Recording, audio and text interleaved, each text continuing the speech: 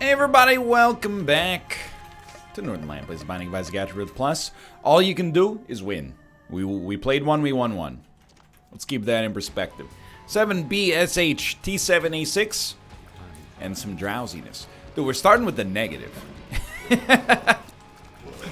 It's a weird starting item.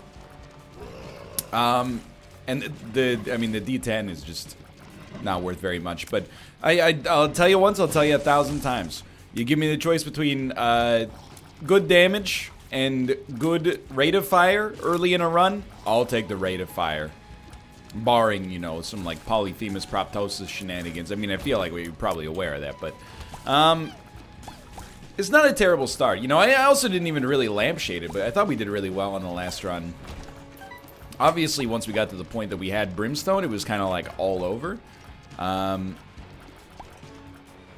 But we started with 1 HP, and, you know, good stats, no denying that, but, you know, Breath of Life, which is one of those items that, it exists, it's like a Higgs boson, you know, it's only been observed being useful one time in its entire life. You know, there's a theory that it could underpin, like, the entire fabric of Isaac, and, you know, if we get the exact right conditions, it might be one of the most overpowered items ever created. But in real situations, you know, Higgs boson, try giving me a bacon cheeseburger instead. I know what one I'm gonna take. That's a little ignorant, to be honest. I mean, I used to be friends with somebody whose brother-in-law was like an insanely smart astrophysicist. I don't mean like he got A's in his college classes. I mean like, I forget what, he worked at a major American university. He was doing like post-grad there. And it was right around the time that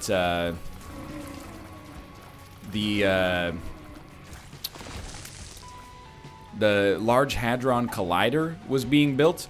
And I remember, like, you know, I was a +1 to a wedding, and he was there. And I was in this conversation with him where people just kept routinely asking him. I don't know why, because we don't live in Switzerland.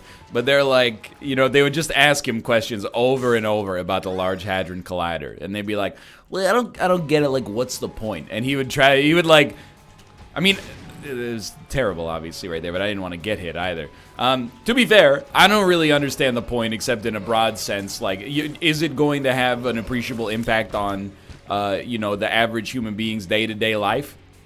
You know, if it will, probably not for decades, you know? But that doesn't mean it's not worth doing.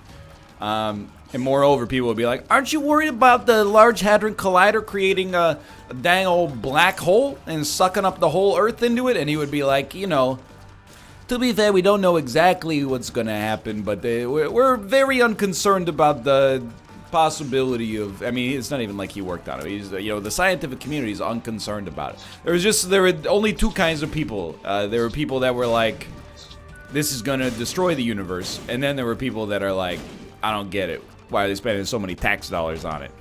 And I was like, dude, I feel for you. I don't work in a field like that, so I can't understand. Well, that's, I mean, I don't work in a field like that, but, you know, Kate is a musician, and, you know, she's played in orchestras that have provincial or national funding. I'm sure they get the same kind of question. They're like, why are my tax dollars going to paying for this orchestra? It's not necessarily an ignorant question to ask. I don't want to, you know, push the belief that I was just looking for maybe another charge so that I could actually make up for my mistake and get that tinted rock. That's a bummer. But I don't want to push the idea that, like, it's not even a question that's worth asking. But, I mean, you know, you got to be ready to answer it in good faith as well. I don't have a good answer for it. I guess, you know, some things are, from a financial standpoint, not necessarily guaranteed to generate returns, but simultaneously worth preserving for cultural impact. You know what I mean? I think that makes sense. It can't always be about money. Plus, if something's expensive, just print more, right? I think that's how it works. Okay, this is good. Maggie's bow gives us some very critical HP. It's a bit touchy there. I do want to say, like, getting a deal with the devil here could change the entire run. It's not bad at our present state. What a dodge there, too.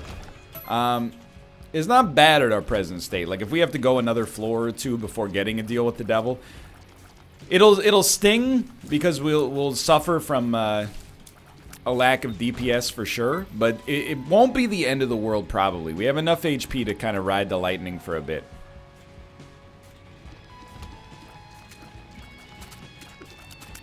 But I wouldn't say I have to focus, but I would like to focus temporarily. Dude, there's just something to be said, and I'll probably get hit now that I've said it, but there's something to be said about, like, if you only have 1 HP, you expect to get hit, and you play worse. When you got more HP, like this situation, if I had half a heart, I think I would be dead already, psychologically. But, like, because I don't have half a heart, I'm like, dude, it's going just fine. It's a weird phenomenon, and, you know, I'm just basing it on a hunch, to be fair. Might get enough money to go to the shop on this floor as well. You know, money well or Bob's rotten head well spent, I think. Almost did walk into it, but let's not, you know, concern ourselves with the petty goings on. You know, it's all about the big picture. Regardless, what was I talking about? Probably not much. I told you it's an anecdote poor part of the calendar for me. But we are going away. Probably not by the time this episode goes up, but soon after.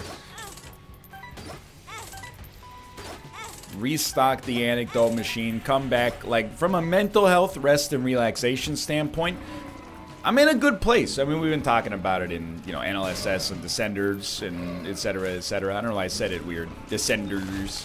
But, I'm in a good place, just because sometimes I get frustrated, you know, with some of the community reaction to stuff. You know, that's just part and parcel with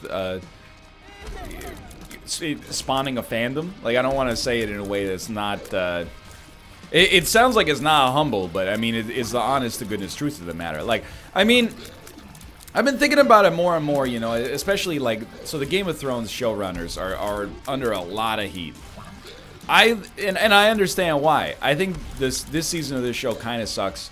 And my personal opinion that is adjacent to what I'm about to say, but at least provides context, is that I do think season 8 of the show is so bad and bad in specific ways that it actually undermines the quality of the show that they had made up to this point, even, you know, in the first few seasons. It's still good television, but now knowing, you know, the payoffs, I mean, the first few seasons are still good television, I mean. The mysteries that they set up in those episodes, knowing now what the payoffs are, it would be hard to rewatch the series and enjoy it nearly as much, in my personal opinion. If you enjoy it, I'm actually, genuinely, you'll find this hard to believe, but I'm happy for you. I'm stoked you're enjoying the send-off to, you know, what might be one of your favorite television programs all the time. I'm not, and, you know, life goes on. This is a very dangerous fight in here. But the showrunners are under a lot of heat. I gotta hydrate here. Bad timing. To the point, people are calling them all sorts of names, and, you know, they're getting disrespected a lot publicly by the people who, you know, probably used to be their biggest fans. And I'm like, there's been like something to meditate on, you know? Is the nature of fandom. Do I think they've done a good job with the season? No, I think, as previously stated, I think they've done a terrible job. Do I think they've been malicious in the way that they have treated the franchise? No, I genuinely, and it's hard to believe, but I genuinely believe that they thought this was a satisfying ending for the show, and they think that they've done right by the audience and are probably a little bit shocked with the reaction they're getting, which sucks for all parties. But I'm not necessarily defending. Well, I am defending the showrunners. I'll say it, and it's not because I have a particular amount of, you know, undue respect and appreciation for them. It's just because, you know, I guess I can relate in, you know, they're getting a fire hose, you know, for the Sekiro, you know, bad fights against Shichiman warriors and stuff like that. I was getting like a little sprinkle. They're getting a torrential downpour. But, you know, it's one thing to be like, these dudes suck at their jobs, it's like another thing to be like, please upvote this picture so that when you search, you know, a bad word, this is the first picture that shows up on Google image search. Like, it's just when the memes go just a little too far, you know? And maybe I'm being overly sensitive about it. It just makes me feel weird. I mean, I've said some stuff about it. Not about the showrunners, but, you know, as human beings, I've said, like, man, they really should have just gone with some of the fan fiction endings instead of what they actually went with. In my opinion, it would have been more satisfying. But, you know, people who are like, this is interesting. People who are like personally attacking the showrunners, that's a yikesable moment. Speaking of yikesable, by the way, this is a extremely mission critical part of this run. Let's go back and people we can get from the item room, and then we'll judge it from there. I think we'd rather have blank card than champion's belt, even though our damage sucks. Blank card just has so much upside. Okay, so we will invest a little. I think that's fine. It's not great, but it gives us enough money to maybe buy blank card and then a card as well. Not having damage is going to put us in a rough spot, though. Maybe we can get more money. I don't want to reroll this because, like, Champion's Belt, if we could get the money, is well worth buying. So I think I'm just going to tough it out for a bit and see if there's a chance we can get enough money to get Champion's Belt as well. Anyway, I'm just saying. I'm definitely, I mean, in terms of, you know, people related to the NLSS, you know, friends of mine that are content creators, I've probably been the most negative, or amongst the most negative, about the past season. But, ooh, that was close. You know, I do in my own way. I mean, when I'm watching the episode privately with Kate, I'm like, what are they doing? Like, really? This is how you chose to do this? But, like, you know, my insults stop at their ability to write the show, not, you know, the quality of their character as human beings. And it's fandom, dude. Is sweet and is toxic, and, you know, it doesn't really turn on a dime necessarily unless the dime is particularly damning, but you know, once it goes, it's definitely hard to get it back. Like, you know, I'm recording this, you know, 6 days out from the finale of the entire series, and I don't even think at this point there's any way they could ramp it up in a way that leaves the majority of people satisfied. But anyway, I don't know. It's not even worth bringing up because you get into arguments. I mean, I'm giving you my honest, genuine opinion in the sense that if you enjoy the show, I am actually stoked.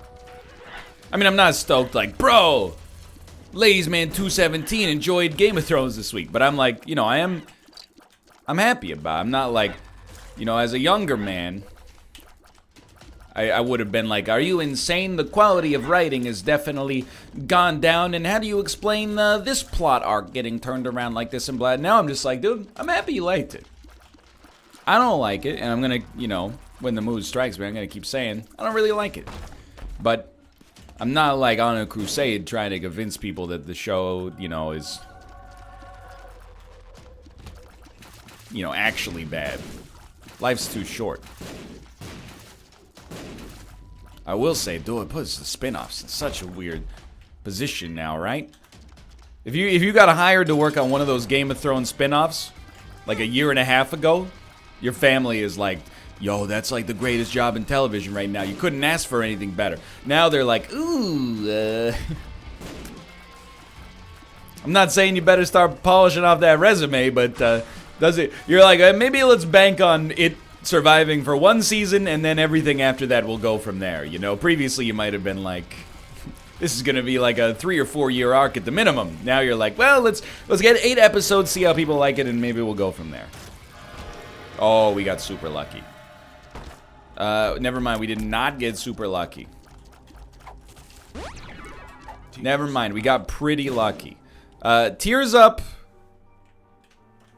is worth it. I mean, we got 2 Tears upgrades. Blank card giving us some usefulness eventually. Could have gone back to buy a card. Potentially should have gone back to buy a card. So I know, like, between floors, like 95% of the time, I'm caffeinating or I'm drinking one of these protein shakes, dude. I'm drinking some chocolate sand. I'm not being braggadocious. It's just like, first off, you know, I drink coffee, but secondly, like, in order to get the caloric needs for myself right now, without, you know, cut out soda, cut out alcohol, cut out junk food, in order to hit a caloric surplus, you gotta turn yourself into a freaking, you know, like a goose being farmed for foie gras. It's out of control. I'm not necessarily trying to get, like, you know, Arnold Schwarzenegger huge here or anything like that, but, you know, at this point, I've been lifting heavier and heavier weights. You wake up the next day and, you know, you're sore, and you're even just, like, tired, you know, like, mentally. Like, your central nervous system is a little exhausted. So you gotta eat more food to be able to keep it going. It's really, it's just for recovery's sake. Then plus, don't even get me started, the mental capacity required to play the Binding of Isaac Afterbirth Plus. You gotta be running your central processing unit at like 700% capacity.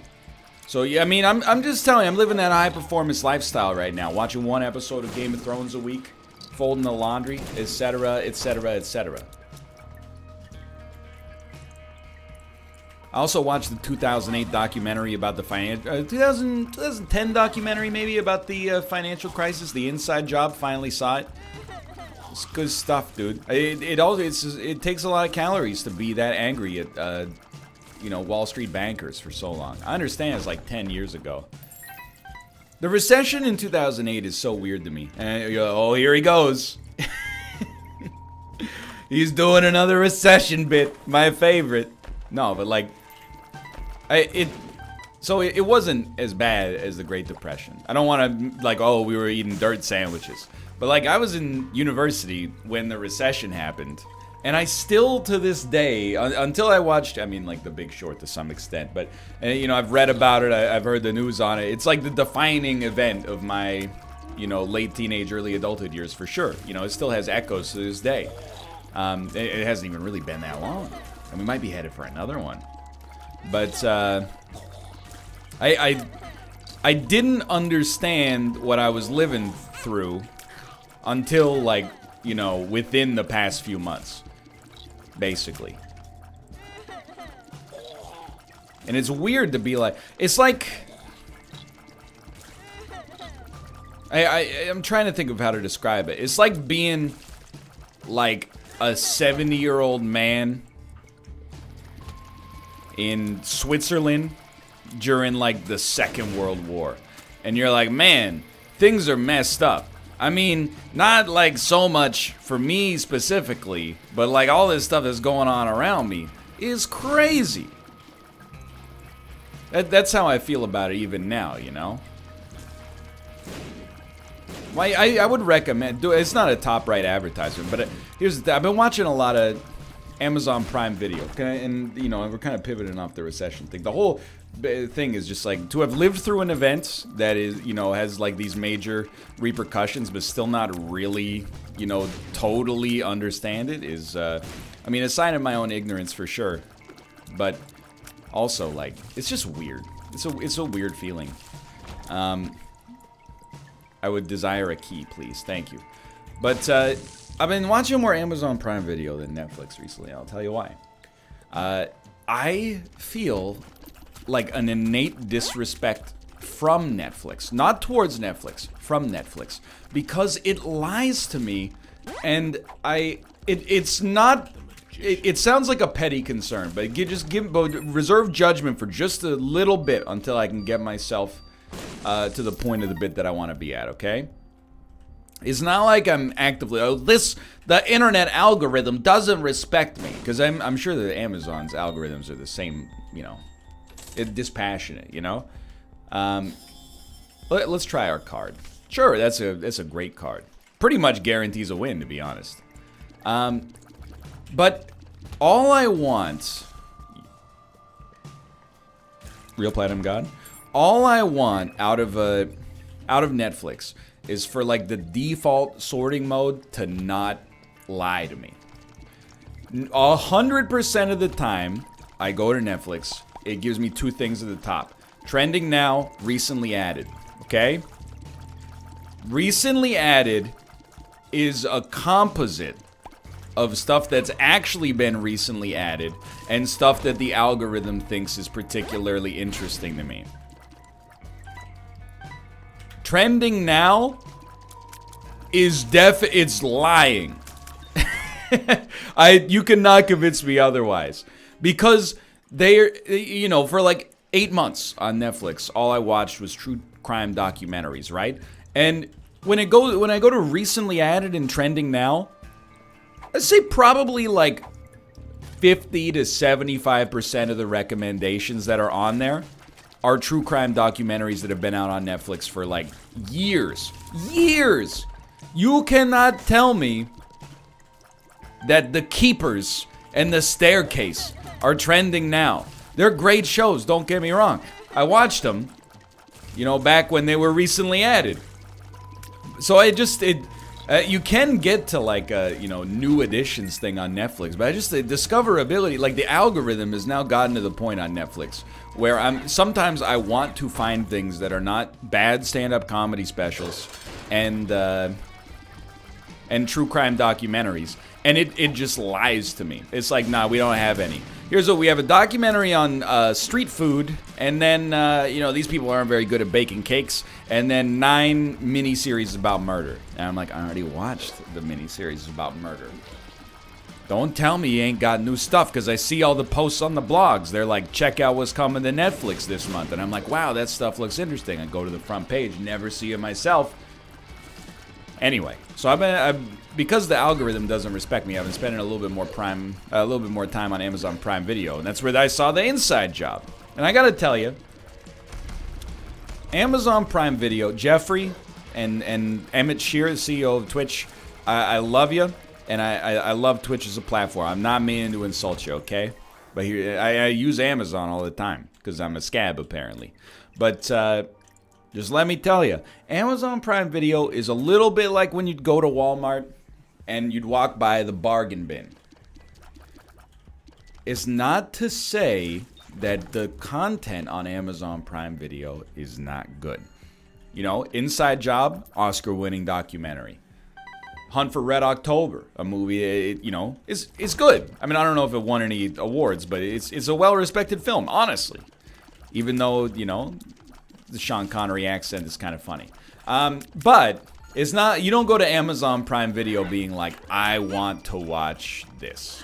You go to Amazon Prime Video and you go, okay, let's see what they got.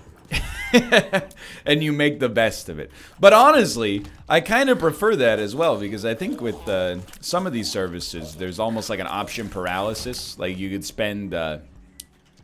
you know, you can spend something, and it still happens to me to this day. You go, I got like an hour before bed. I want to watch something on Netflix. What do you end up doing? Spend 40 minutes scrolling, being like, not that, not that, not that. And then you're like, oh, now I only got 20 minutes. I might as well just go to bed. You know, Amazon Prime Video, they're like, we got 8 Oscar winners. And you're like, all right, well, I don't really feel like watching The Godfather or Chinatown. So I guess we're watching As Good as It Gets tonight. And, you know, you watch it and you're like, I'm happy. I'm satisfied with the fact that I had, like, less options for that right now. But you know, we're there. You know, Netflix in 2012, you're like, this has everything I could ask for. Then they started bankrolling their own individual series, and they were all great except Marco Polo. And you're like, wow, this is amazing. It's the future of media. And then other companies got wise, and now, you know, you got upcoming Disney Plus, you got Netflix, you got Hulu. Up here, you got Crave, you got, you know, your HBO Go, you got your CBS All Access, etc., etc. We got cable again, just in a different context. I'll always remember the glory years, though. When there were just a couple of services doing it pretty well.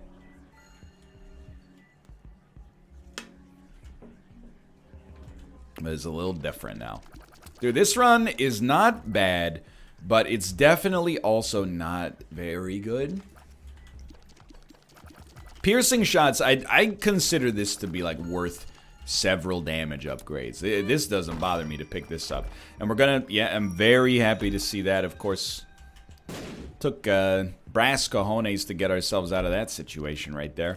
We're gonna stick with blank card, of course, even with fishtail. And actually, you know, I did think twice once I saw that we had fishtail, but I still think blank card Sun is, I mean, it's a number of different things, one of which is safer, and that's pretty important right now, because, you know, if you're not gonna be crushing it from a damage standpoint, you gotta be able to replenish your HP, or at least protect the HP you got, so.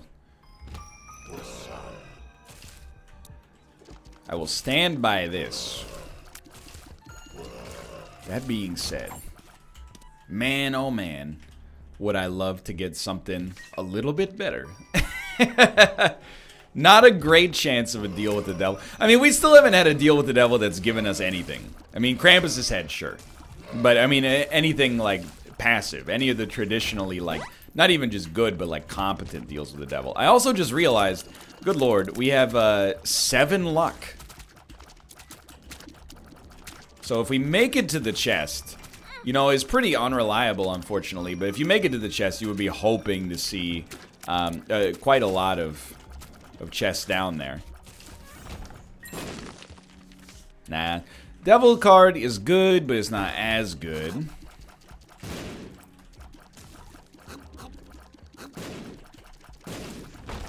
Rate of fire helping us out a great deal here, but, you know, is it enough? I don't know. I honest to goodness, just do not know.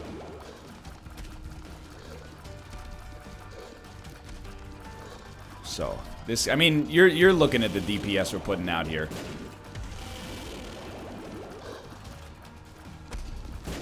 It's a little underwhelming. I'm using my bombs now.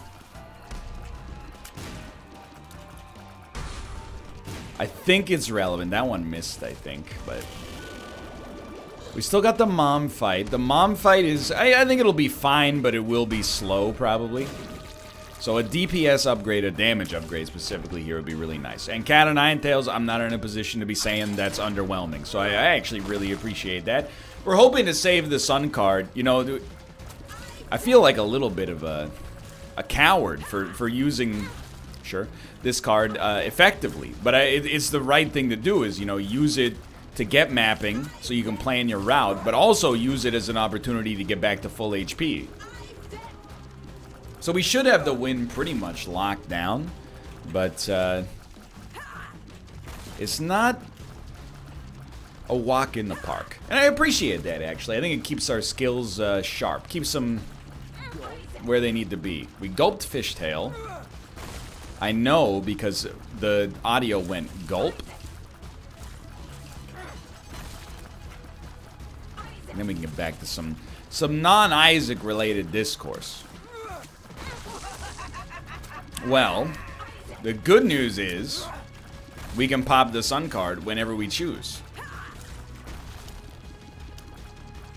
The bad news is we kind of screwed ourselves out of deal with the devil contention. We only had like a roughly 1 in 5 chance regardless, but luck upgrades? I beg you, madam. He's been on. Oh, there's a double tinted rock up there. Thank God the fight went on so long that I was able to see this stealth lord right there. We already have the negative, but you know, if there was a run in which I was going to take that path, it probably wouldn't be this one.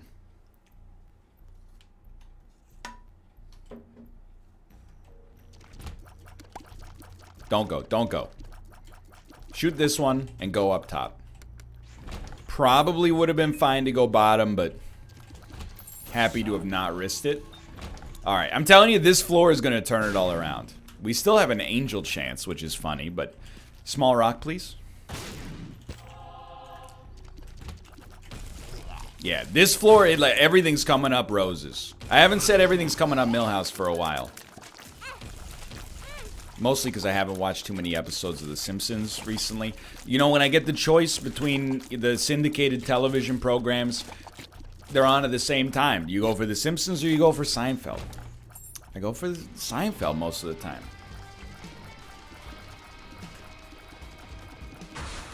I get it's an easy show to make fun of, but it's also an easy show to have fun with. Dude, TV is like, I don't necessarily, I'm preaching to the choir, I'm sure. As many people that are watching this could be watching television instead. But, run. We might actually screw up our deal with the Devil Chance here. Woo! But man, if you don't watch television during peak Nielsen hours, you know, like 7 to 10 p.m., rip your chances to watch good television programming on average. You know, except for video on demand, which I do appreciate. But sometimes I'm like, I don't really feel like watching anything special. What a bummer here, dude. I don't really feel like watching anything special. Let's just turn on the television. Here's what, and we have like probably 50 or 60 channels. Here's what it is now. 8 different news stations all covering the same area. And for whatever reason, we get, you know, Vancouver news. Local man disappointed Pokemon Go players trampled his kale bushes. And also rampant drug use. But beyond that, then we get a bunch that cover the Seattle area. And then after that, any premium television network is a nightmare. Food Network, don't get me wrong, you know, I've gone through my Food Network periods before in my life, but every television network after 9 p.m. is just marathons of the same show. And God help you if you don't like it. If you don't like Storage Wars, cut the cord. If you don't like Intervention or Live PD, cut the cord, dude. You're not gonna enjoy it. If you don't like Reba, I don't know how the heck it happened, but we got a CMT subscription. Country Music Television. Not a red chest. And I actually, you wouldn't believe it, but it's one of the channels I actually end up watching now and then because they play King of the Hill. But, my favorite anime. See, I'm hip with the memes. Taka, taka, taka, taka, taka, taka, taka. But, I'm not really a country music television sort of guy. And then, God forbid, look, if you watch HGTV, I understand. I'm very biased against HGTV because my parents, I'm loath to admit this.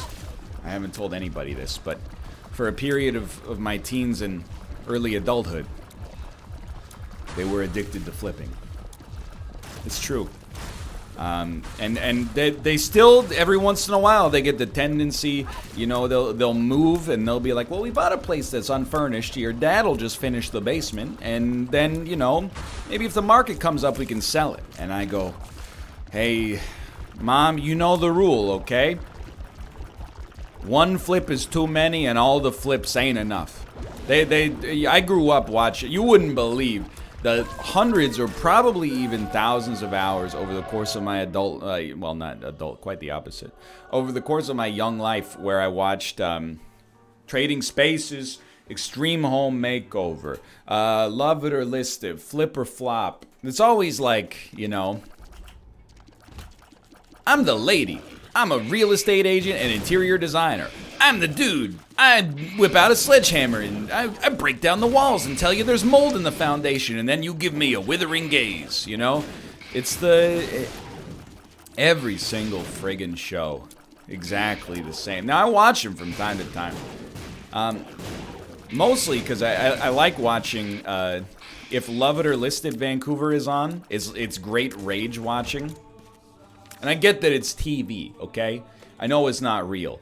But the average garbage single-family detached home in Vancouver is still like, I mean, the market's kind of in a free fall right now, but it's like over $1 million. You watch Love It or List It, they're like, okay, our budget is $900,000. We want a view of the water, close access to a train station, but it also has to be like a quiet neighborhood because we got kids. Also, we want a backyard, and it can't be noisy. And you're like, it's you want something that doesn't exist. That does not exist. I want to live in Narnia, and my whole house has to be made of cotton candy. You can't get it done. It's not, and then I just go, these people are stupid.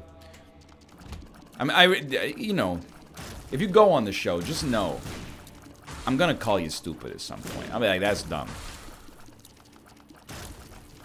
You don't even need the... If you've never seen the show, I'll do it. Hey, Susan, got some bad news. Please come to the house right away. And they come to the house. Yeah, well, you see, Susan, I was digging out the crown molding here, and look at that. And then they go, oh my God, and it's mold.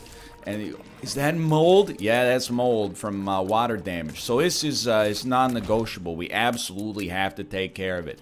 What's that gonna cost? We're thinking it's gonna be about $7,500. So, you know, and then Susan goes like, I can't get my my billiards room now. And it's like, oh no, Susan, not the billiards room.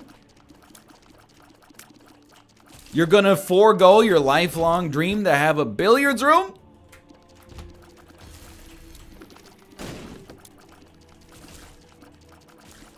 I mean, it's a hateful rant. I'm not gonna deny that. You know, you gotta like where you live. I don't know, dude. Like, I'm obsessed with function. I've been part of the minimalist trend before Marie Kondo was even born. You know, I lived in Korea. And this is too much. And if you live like this, enjoy it, but also simultaneously recognize this is not a solution that fits, you know, a normal adult life. When I lived in Korea, I had 2 plates. I had a tiny plate and a big plate. I had 1 fork, 1 spoon, 1 knife.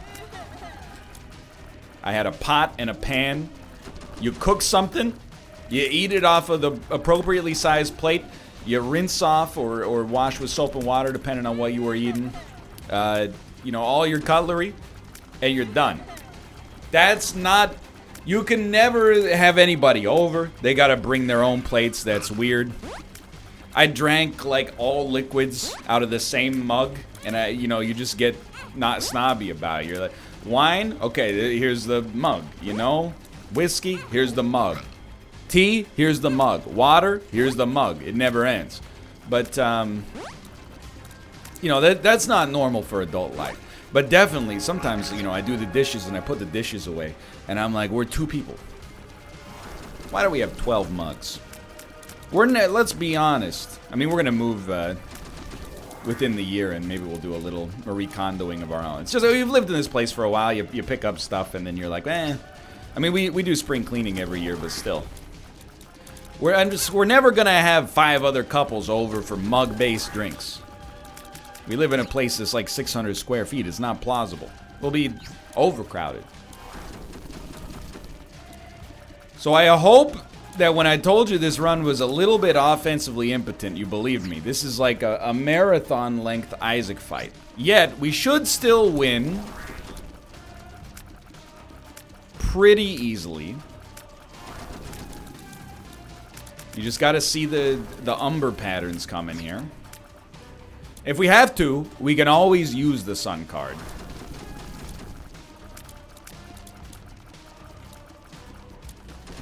You know, it's not only for use with blank card. You know, you can pop it at the best of times or the blurst of times.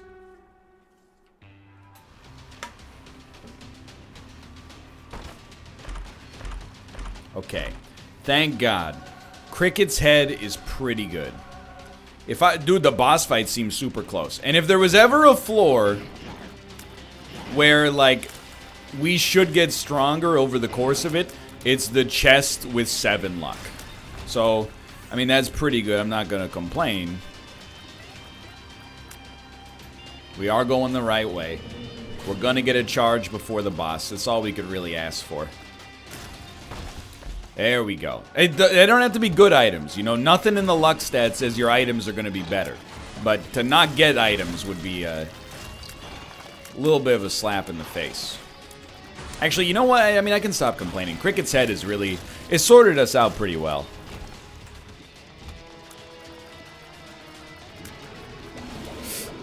Temporarily.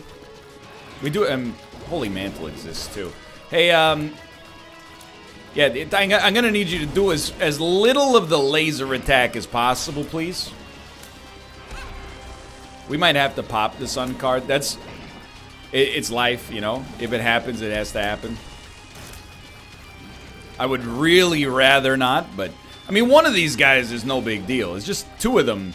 There's quite literally unblockable damage sometimes. Like, no complaints being offered, I'm just saying. Alright, this isn't too bad. All we gotta do is not use the sun card on this room, and we should be pretty much completely set. Alright, beautiful. Let's do it. It's a much trickier run than I thought it would be. But we'll just guide this one in. It's one of those things, you know, you're so close to the end here. You might as well, you know, slow is fast, right? Like, you finish 90% of your final project for Econ 101. Make sure you know, do some editing. And then hand that bad boy in. You don't want to get a... You don't want to lose 20% of your mark because you don't want to do the last 5% of the work, you know?